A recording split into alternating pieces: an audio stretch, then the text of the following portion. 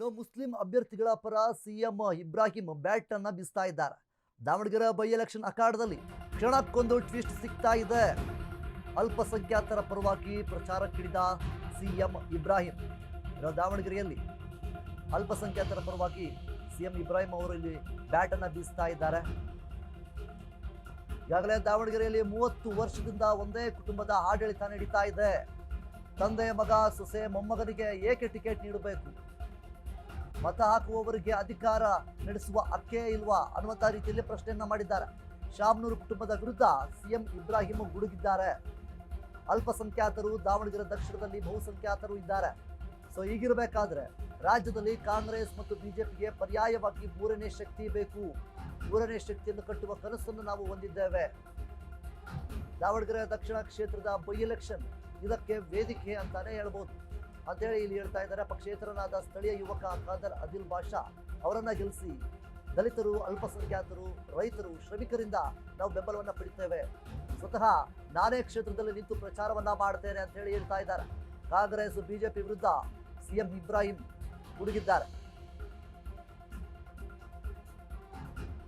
Muslim ಅಭ್ಯರ್ಥಿಗಳ ಪರವಾಗಿ CM Ibrahim bat ಅನ್ನ ಬೀಸ್ತಾ ಇದ್ದಾರೆ. ದಾವಣಗೆರೆ ಕ್ಷೇತ್ರದಲ್ಲಿ ಅಲ್ಪಸಂಖ್ಯಾತರ ಪರವಾಗಿ ಪ್ರಚಾರಕ್ಕೆ ಇಳಿತಾ ಇದ್ದಾರೆ ಸಿಎಂ ಇಬ್ರಾಹಿಂ ಅವರು. ಈಗಾಗಲೇ 30 ವರ್ಷಗಳಿಂದ ದಾವಣಗೆರೆ ಕ್ಷೇತ್ರದಲ್ಲಿ ಕುಟುಂಬದ ಆಡಳಿತವನ್ನೇ ಮಾಡ್ಕೊಂಡು ಬರ್ತಾ ಇದ್ದಾರೆ. ತಂದೆ, ಮಗ, ಸೊಸೆ ಈ ರೀತಿಯಲ್ಲಿ ಅವರವರೇ ಒಂದು ಕುಟುಂಬದ ಒಂದು ರಾಜಕಾರಣವನ್ನು ಮಾಡ್ಕೊಂಡು ಬರ್ತಾ ಇದ್ದಾರೆ ಅನ್ನುವಂಥ ರೀತಿಯಲ್ಲಿ ಇದು ಮೊಟ್ಟ ಮೊದಲ ಬಾರಿಗೆ ಖಂಡಿತವಾಗ್ಲೂ ಇದನ್ನ ನಿಲ್ಲಿಸಬೇಕು ಅನ್ನುವಂಥ ನಿಟ್ಟಿನಲ್ಲಿ ಹೇಳಿಕೆಗಳನ್ನು ಕೂಡ ನೀಡಿದ್ದಾರೆ. ಮತ ಹಾಕುವವರಿಗೆ ನಮಗೆ ಯಾರಿಗೂ ಕೂಡ ಅಧಿಕಾರವೇ ಇಲ್ವಾ, ಇದ್ರ ಬಗ್ಗೆ ಯಾರು ಕೂಡ ಕ್ವಶನ್ ಕೂಡ ಮಾಡಲ್ವಾ. ಶಾಮನೂರು ಕುಟುಂಬದ ವಿರುದ್ಧ ಇಬ್ರಾಹಿಂ ಅವರು ಇಲ್ಲಿ ಗುಡುಗಿದ್ದಾರೆ. ಮುಖ್ಯವಾಗಿ ಅಲ್ಪಸಂಖ್ಯಾತರು, ದಾವಣಗೆರೆ ದಕ್ಷಿಣದಲ್ಲಿ ಬಹುಸಂಖ್ಯಾತರು ಕೂಡ ಇದ್ದಾರೆ. ಸೊ ಹೀಗಾಗಿ ರಾಜ್ಯದಲ್ಲಿ ಕಾಂಗ್ರೆಸ್ ಮತ್ತು ಬಿಜೆಪಿ ಪರ್ಯಾಯವಾಗಿ ಮೂರನೇ ಶಕ್ತಿ ಬೇಕು. ಆ ಒಂದು ಶಕ್ತಿಯನ್ನು ಕಟ್ಟುವಂಥ ಕನಸನ್ನು ನಾವು ಹೊಂದಿದ್ದೇವೆ. ದಾವಣಗೆರೆ ದಕ್ಷಿಣ ಕ್ಷೇತ್ರದ ಬೈ ಎಲೆಕ್ಷನ್ ಏನಿದೆ ಇದಕ್ಕೆ ಒಂದು ವೇದಿಕೆಯಾಗಿದೆ.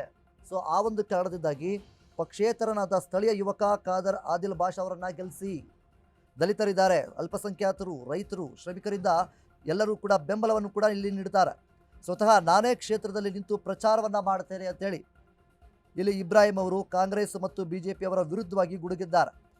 ಏನು ದಾವಣಗೆರೆಯಲ್ಲಿ ಶಾಮನೂರು ಶಿವಶಂಕರಪ್ಪನವರ ಕುಟುಂಬಸ್ಥರು ಏನು 30 ವರ್ಷಗಳಿಂದ ಒಂದು ಕುಟುಂಬದ ಆಡಳಿತವನ್ನು ಮಾಡ್ಕೊಂಡು ಬರ್ತಾ ಇದ್ದಾರೆ, ಅದರ ವಿರುದ್ಧವಾಗಿ ಇಲ್ಲಿ ಇಬ್ರಾಹಿಂ ಅವರು ಗುಡುಗಿದ್ದಾರೆ ಮತ್ತು ಮುಸ್ಲಿಂ ಅವರ ಪರವಾಗಿ ಬ್ಯಾಟ್ ಅನ್ನ ಬೀಸಿದ್ದಾರೆ. ದಾವಣಗೆರೆ ಬೈ ಎಲೆಕ್ಷನ್ನಲ್ಲಿ ಈ ರೀತಿಯಾದಂತಹ ಸ್ಥಿತಿ ನಿರ್ಮಾಣವಾಗಿದೆ.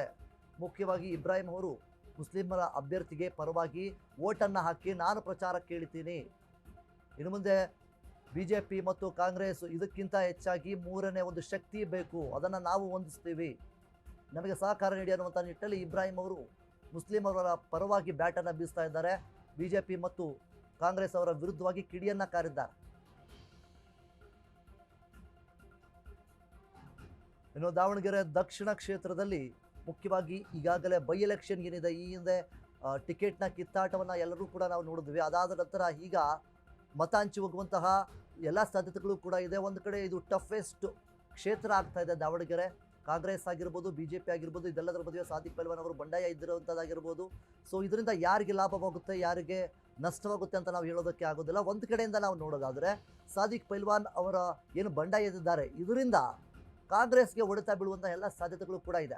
ಸೊ ಈಗಿರಬೇಕಾದ್ರೆ ಇಬ್ರಾಹಿಂ ಅವರು ಒಂದಿಷ್ಟು ಹೇಳಿಕೆಗಳನ್ನು ನೀಡಿದ್ದಾರೆ. ಮುಖ್ಯವಾಗಿ ಏನು 30 ವರ್ಷಗಳಿಂದ ದಾವಣಗೆರೆ ಕ್ಷೇತ್ರದಲ್ಲಿ ಕುಟುಂಬದ ಆಡಳಿತವನ್ನು ಏನು ಮಾಡ್ಕೊಂಡು ಬರ್ತಾ ಇದ್ದಾರೆ, ಇದನ್ನು ನಿಲ್ಲಿಸಬೇಕು, ಇದನ್ನು ಯಾರು ಪ್ರಶ್ನೆ ಮಾಡಲ್ವಾ ಅನ್ನುವಂಥ ನಿಟ್ಟಿನಲ್ಲಿ ಇಬ್ರಾಹಿಂ ಅವರು ಇಲ್ಲಿ ಪ್ರಶ್ನೆಯನ್ನು ಮಾಡಿದ್ದಾರೆ.